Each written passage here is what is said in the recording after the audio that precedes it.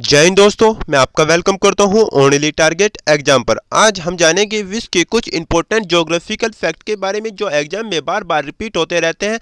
आज टाइम न वेस्ट करते हुए आज के लेक्चर को प्रारंभ करते हैं। दोस्तों, विश्व का सबसे बड़ा प्रायद्वीप कौन सा है? विश्व का सबसे बड़ा प्रायद्वीप है अरब प्रायद्वीप। कौन सा है? प्रायद्वीप कौन सा है दोस्तों? अरब प्रायद्वीप। भारत का जो साउथ भाग है वो भी क्या है? एक प्रायद्वीप है। ठीक है दोस्तों। दूसरे दूसरे क्वेश्चन की बात करते हैं। विश्व का सबसे अधिक आइलैंड वाला देश अर्थात द्वीप समूह वाला देश कौन सा है? विश्व का सबसे अधिक द्वीप समूह वाला देश इंडोनेशिया है दोस्तों। कौन सा है दोस्तों? इंडोनेशिया है। अगर विश्व का सबसे ऊंचा जलप्रपात की बात करते हैं तो विश्व का सबसे ऊंचा जलप्रपात एंजल जलप्रपात है जो वेनेजुएला में स्थित है। वेनेजुएला कहाँ पर स्थित है दोस्तों? साउथ अमेरिका के अंदर। वेनेजुएला कहाँ पर स्थित है? साउथ अमेरिका के अंदर, जहाँ दुनिया में सबसे अधिक तेल पाया जाता है। यह कुछ देखने में ऐसा लगता है दोस्तों। अगर विश्व की सबसे पुरानी पर्वत श्रृंखला की बात करते हैं तो विश्व की सबसे पुरानी पर्वत श्रृंखला कहाँ पर स्थित है दोस्तों? यह स्थित है भारत में, जो गुजरात से शुरू होती है दिल्ली के रायसीना तक जाती है। कहाँ पर स्थित है दोस्तों? भारत में विश्व की सबसे पुरानी पर्वत श्रृंखला। अगर अगले क्वेश्चन की बात करते हैं, साउथ चाइना सी को प्रशांत महासागर से कौन सी जल संधि जोड़ती है? तो दोस्तों वो कौन सी है? मलक्का जल संधि। कौन सी है दोस्तों? मलक्का जल संधि। पूर्वी चीन सागर और प्रशांत सागर, दोस्तों जो पूर्वी चीन सागर है वह क्या है? प्रशांत महासागर का हिस्सा है। क्या है दोस्तों? प्रशांत महासागर का हिस्सा है। चीन की सबसे लंबी नदी यांगसी क्यांग बहकर इसी सागर में गिरती है। कहां पर गिरती है? साउथ चाइना सी में दोस्तों।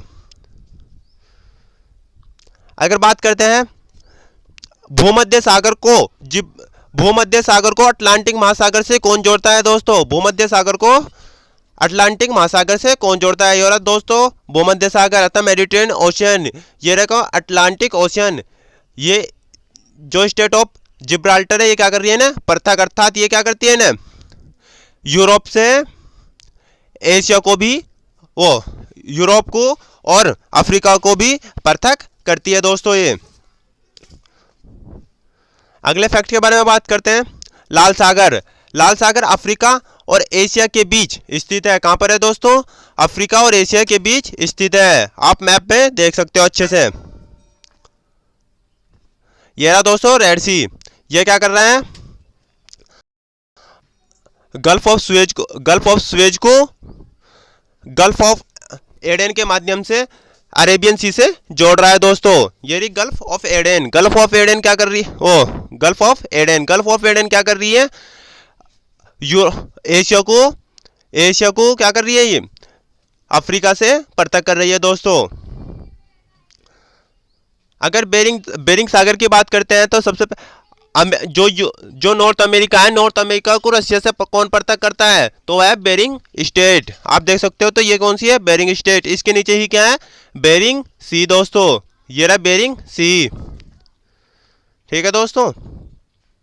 अगले क्वेश्चन की बात करते हैं। यहां हम क्या कुछ रिवर के बारे में जानेंगे, इंपॉर्टेंट रिवर के बारे में। तो सबसे पहले नदी आती है नील नदी, जो अफ्रीका में स्थित है दोस्तों। ये दुनिया की सबसे लंबी नदी है। अगर इसके उद्गम स्थल की बात करते हैं तो वो विक्टोरिया झील है। गिरने का स्थान जहां ये गिरती है भूमध्य सागर में, अर्थात मिस्र में को होती हुई जाती है ये।